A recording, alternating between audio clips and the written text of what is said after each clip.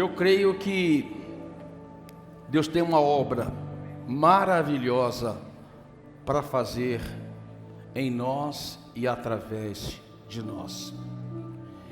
Eu estava pensando nesse momento que nós estamos vivendo. Eu tenho olhado assim para a minha vida. Eu comecei o meu ministério em 1985, quando me tornei presbítero na cidade de Sertãozinho. 10 anos após, o Senhor me enviou para Ribeirão Preto. 10 anos depois, nós mudamos para esse lugar aqui. E agora, 20 anos depois, nós estamos saindo daqui para uma nova etapa. Porque Deus trabalha na nossa história. Deus trabalha na nossa história. Você tanto é protagonista como coadjuvante da história. Da sua história, você é protagonista. Deus tem uma linda história para construir através de você.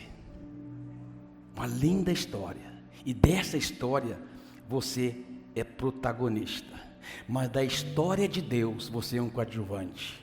Todos nós estamos trabalhando para que a história de Deus se concretize na face da terra.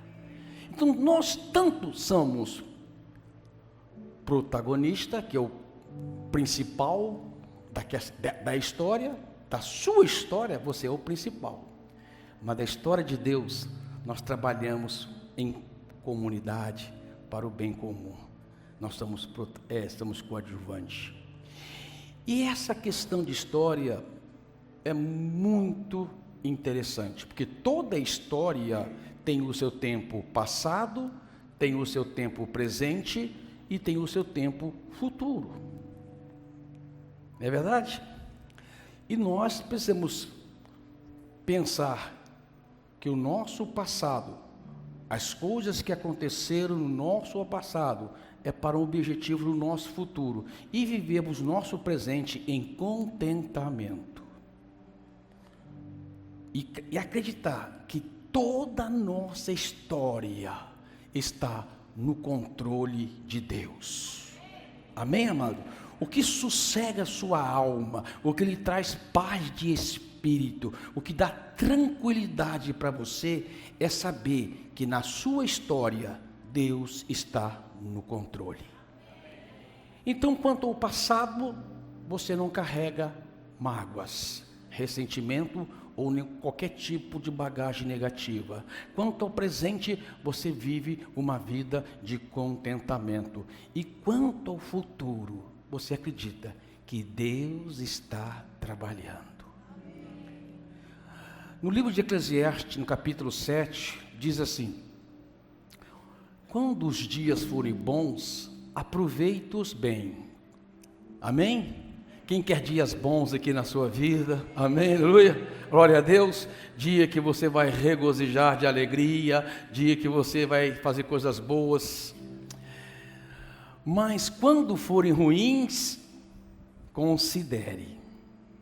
Considere o quê? Deus fez tanto um quanto o outro, para evitar que o homem descubra alguma coisa sobre o seu futuro. Uau! Deus sabe o que há a colar. Em cada virada de esquina da sua vida, Deus sabe o que vai acontecer. Mas se nós soubéssemos, se eu soubesse, amado, lá atrás, 30 anos atrás, quando Deus me enviou para Ribeirão Preto, você vai para Ribeirão Preto. Se eu soubesse as lutas que eu passaria, as dificuldades que eu enfrentaria, as lágrimas que eu derramaria, talvez eu ia desistir. Então Deus não permite, por causa disso. E também por causa até de uma coisa que é da natureza humana, a presunção. Sabia que a gente às vezes é presunção, tem uma certa presunção quanto ao futuro? Tiago, no capítulo 4 da sua carta, ele fala algo interessante. Ele diz assim: ouça agora vocês que dizem, hoje ou amanhã iremos para esta ou para aquela cidade, passaremos um ano ali, faremos negócios e ganharemos dinheiro. Olha a presunção humana, você dizendo que vai acontecer no seu futuro. Mas olha o que a Bíblia diz: vocês nem sabem o que lhes acontecerá amanhã. Que é a sua vida? Vocês são como uma neblina que aparece e por um pouco de tempo depois se dissipa. O que você devia fazer? Ao invés disso, deveriam dizer, fala comigo, se o Senhor quiser. Lembra dessa expressão de sua mãe, do seu pai? Se Deus quiser, vai dar certo. Se Deus quiser, faremos isso ou aquilo. Então, querido, na nossa história, nós olhamos para o nosso passado, contentamos com o nosso presente, porque nós acreditamos o que está em Romanos 8:28, todas as coisas cooperam para o bem daqueles que amam a Deus e andam segundo o seu propósito. Se eu creio que o Deus que me permitiu passar certas coisas no passado, se eu creio que Deus está me guardando no meu presente, se eu creio que Deus está preparando o meu futuro, eu fico tranquilo, porque todas as coisas cooperam para o bem. Até aquelas que nós não compreendemos, até aquela que nós não entendemos o porquê. Deus sabe o porquê. Então, quanto ao futuro que eu quero considerar com vocês hoje, a pregação que eu quero pregar para vocês hoje é: Deus está no controle da nossa história. Amém, amado? E uma forma de você ter tranquilidade, fé e esperança quanto ao seu futuro é você olhar para a história do passado, porque Deus, Ele nos ensina através da história. Paulo, escrevendo aos Coríntios, no capítulo 10, diz: essas coisas aconteceram para exemplo vosso. Vocês que herdarão a vida eterna, precisam observar a história do passado. E a história do passado bíblica é essa. Quando Deus chama Abraão e diz para Abraão: Abraão, sai da tua terra, da tua parentela e vai para a terra que eu te mostrarei, sê tu uma bênção. E depois Deus fala com ele: através de ti todas as famílias da terra serão abençoadas, e eu lhe darei um lugar de promessa. Abraão vai lá, tem um filho chamado Isaque. Como que apenas um filho chamado Isaque poderia ser uma grande nação? Deus está trabalhando na calada da noite. Quando você está dormindo, Deus trabalha. Você está entendendo? Às vezes, amado, nós olhamos para a promessa e nós não conseguimos, com a nossa mente limitada, contemplar todas as promessas que Deus tem para nós. E assim nasce Isaque, o filho da promessa. Isaque tem 2 filhos, e apenas um continua carregando a promessa, Jacó. E a mesma promessa que foi feita a Abraão: você será abençoado, todas as famílias da terra serão abençoadas por causa de você, e Deus lhe dará uma terra prometida. A mesma coisa para Isaque e a mesma coisa para Jacó. Sabia que você está aqui e você já é abençoado por causa de Abraão, Isaque e Jacó? Se você, por exemplo, tomou a vacina para a poliomielite, é porque um filho de Abraão que a inventou. As grandes invenções foram feitas por um filho de Abraão. Por exemplo, Albert Einstein era um filho de Abraão, porque também era judeu. Todas as famílias da terra são abençoadas até sem perceber. pela promessa que Deus fez a Abraão, Isaque e Jacó. E Jacó sai da casa do seu pai, apenas sozinho, sem nada. E Deus começa, amado, porque, deixa eu falar uma coisa para você.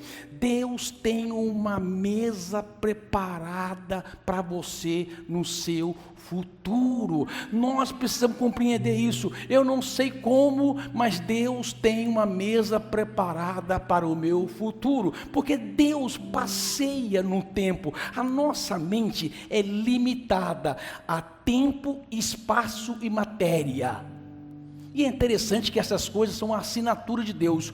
O Deus Trino assinou, colocou o seu DNA em toda a criação. O tempo é dividido em três situações: futuro, presente e passado. A matéria, sólida, líquida e gasosa. O espaço, profundidade, largura e profundidade.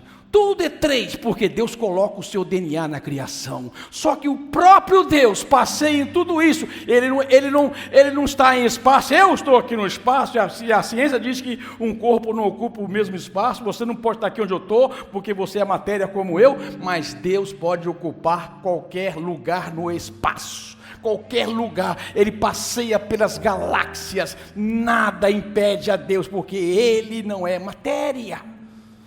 Ele não está sujeito, amado, à matéria. Ele não está sujeito ao tempo. Ele é atemporal. O que é atemporal?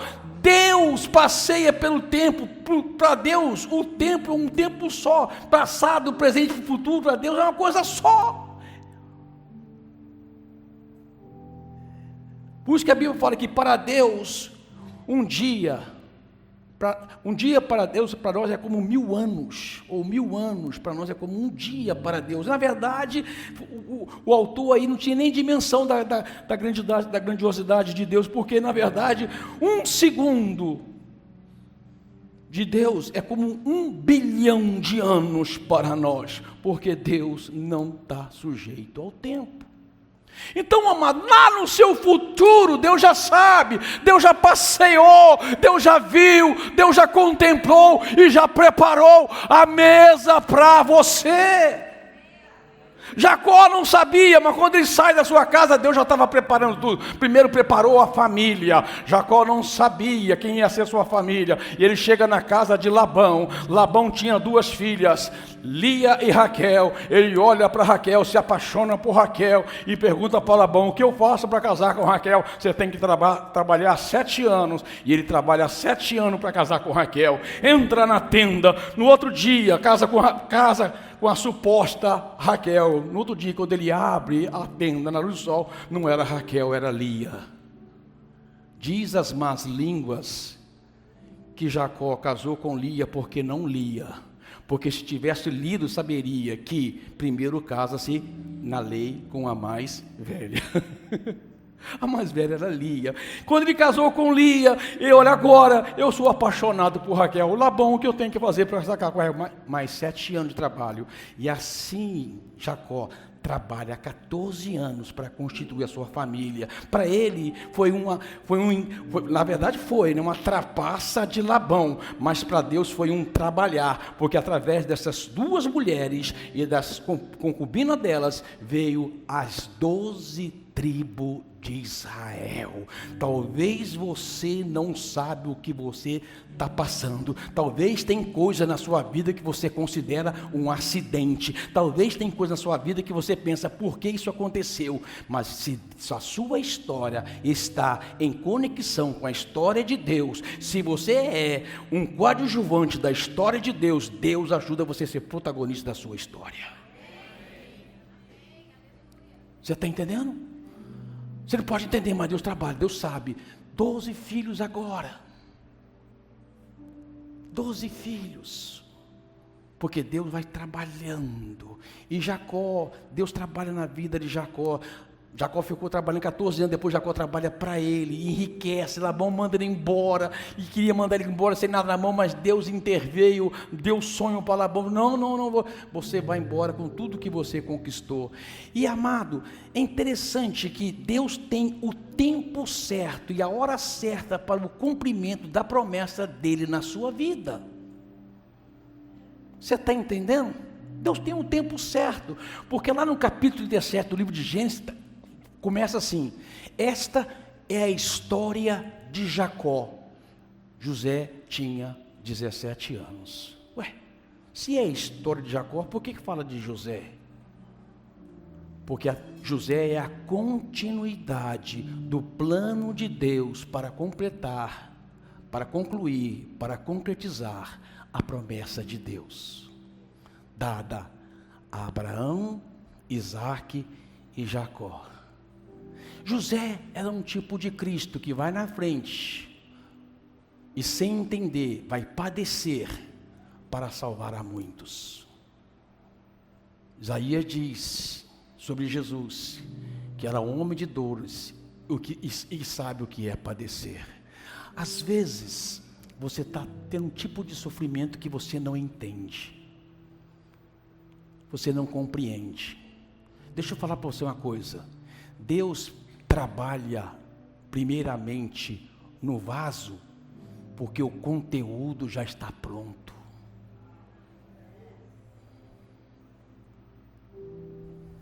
Deus trabalha em você para preparar você para a preciosa promessa que Ele tem para a sua vida. A promessa já está pronta, porque no tempo futuro Deus já está lá. Você está entendendo? A promessa já está pronta para você, mas você precisa ser trabalhado por Deus para comportar a preciosidade da promessa que Deus tem para a sua vida. E Deus começa a trabalhar no José. Ele vai na frente. Ele era o preferido de Jacó. Jacó veste José com uma túnica colorida para destacar dos demais irmãos. Seus irmãos sentem inveja dele, ciúme dele, e pega José e joga numa cisterna com a intenção de matá-lo, mas não mata, porque ninguém pode matar a promessa. Ninguém pode matar a promessa. Pega a túnica, mancha de sangue e diz para Jacó: Jacó, seu filho José morreu, comido por um bicho, um leão. Mas ele foi vendido para a caravana de Midianita. E José, inocentemente, sem compreender ainda o trabalhar de Deus, mas crendo que todas as coisas cooperam para o bem daqueles que amam a Deus, trabalha, deixa, ele não desiste, não perde a fé e a confiança no Deus que conduz a sua história. Vai para a casa de Potifar como escravo, trabalhar para Potifar, trabalhando para Potifar. A mulher de Potifar quis José, mas José, por temor a Deus e respeito ao seu senhor, Potifar, não ficou com a mulher, e por conta disso é lançado na prisão. Amados, aquele José de 17 anos, que foi lançado na cisterna, agora já tem 30 anos, são 13 anos só de luta, padecendo.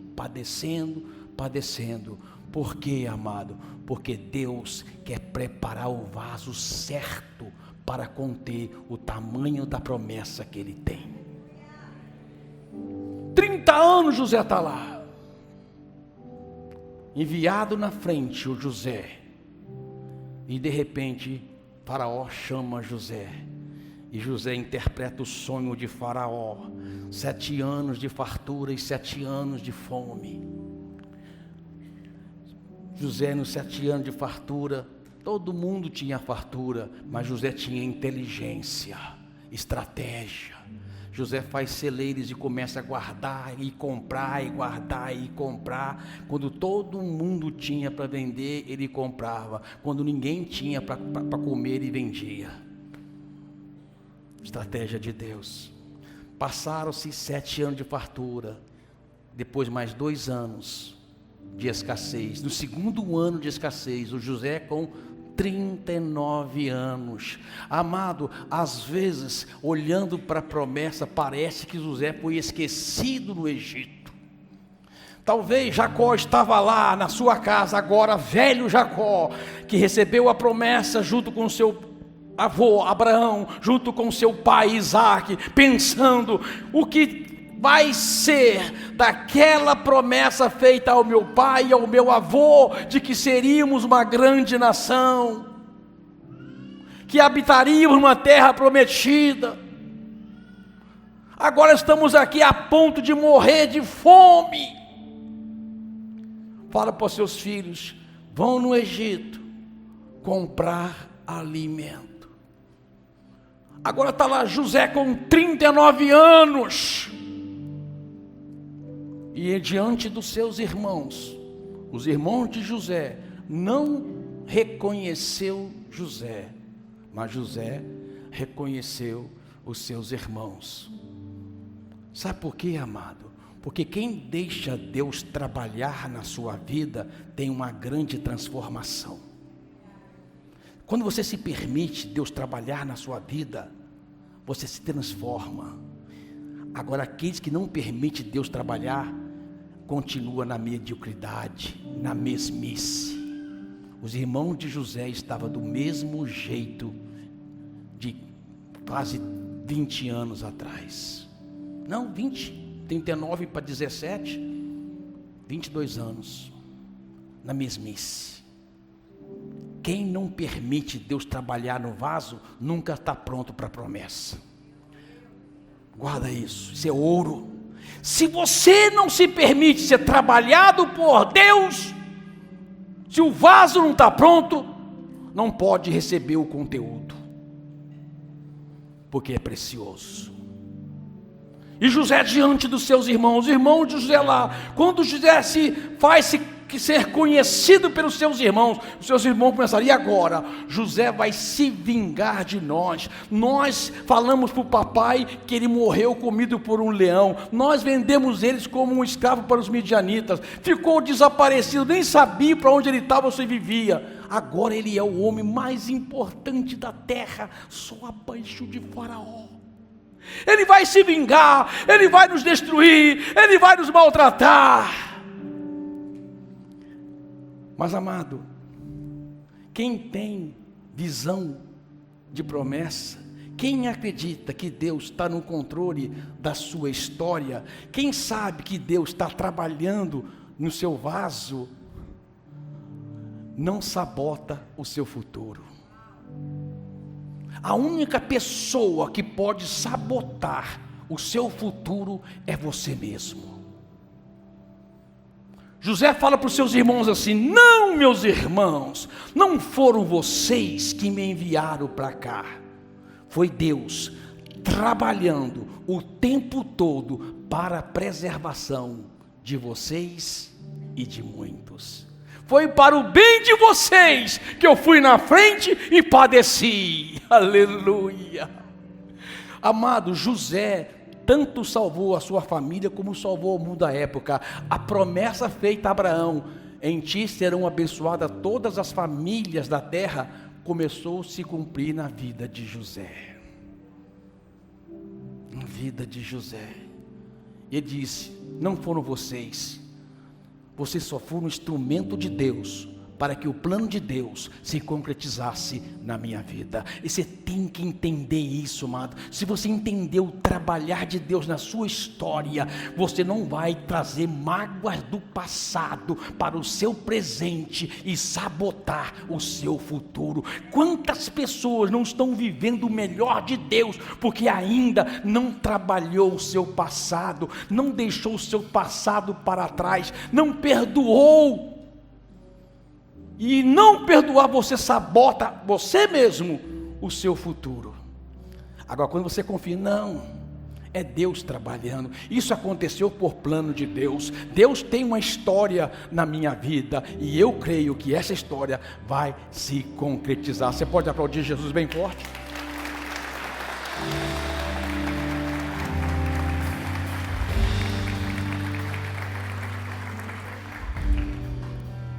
José morre e o povo ainda no Egito. É interessante que José, antes de morrer, ele fala para os seus irmãos, na verdade, para os seus filhos: Deus vos visitará, e quando eles vos visitar, tirai daqui os meus ossos. José profetizou a respeito do seu futuro. Ele sabia que os seus ossos não ficariam no Egito, mas sim na terra da promessa. Passaram-se 400 anos. Lembra-se que Deus é atemporal? Ele passeia no tempo. Para ele foi um segundo. Para o povo, 400 anos. Ali em Êxodo capítulo 1, versículo 8 diz: e levantou-se um faraó que não sabia quem foi José. Será que Deus se esqueceu da sua promessa? Será que Deus abandonou o seu povo, abençoou o seu povo, que agora não era mais aquelas 70 pessoas, o clã de Jacó que saiu da terra para o Egito, agora são mais de 3 milhões de pessoas? Será que Deus se esqueceu? Não, amado.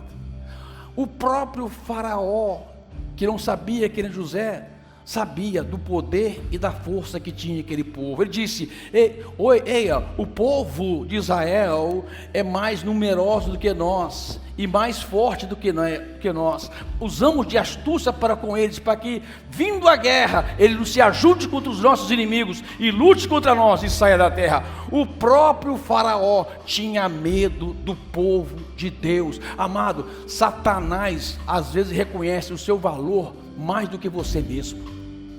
Ele sabe a força e o poder que tem dentro de você, a força e o poder do Espírito Santo que habita em você, a força e o poder do Evangelho que você serve. Às vezes nós não estamos tão limitados,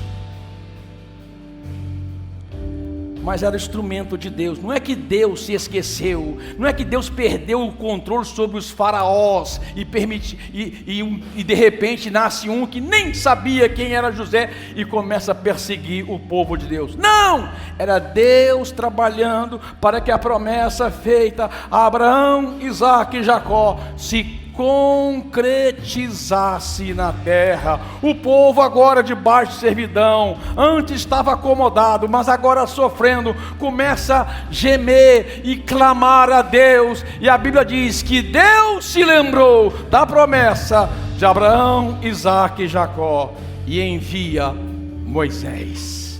Nasce o Moisés, plano de Deus para concretizar a história de Deus. José atravessa o povo no deserto, 40 anos trabalhando na vida daquele povo, para preparar aquele povo para entrar na terra prometida. Interessante que Moisés foi até a boca do gol, né? E passou a bola para Josué e diz: é com você agora, Josué, entra na terra prometida, a terra que Deus prometeu ao nosso pai Abraão, Isaque e Jacó, porque Deus não falha, Deus não falha, Deus não falha. Entregue a sua história a Deus. Confia que Deus está conduzindo a sua história. Você precisa ser um coadjuvante da história de Deus, para que a sua história, você seja um protagonista bem-sucedido. Deus não falha. Fica de pé no seu lugar. Fica de pé no seu lugar. Levanta as suas mãos para o alto.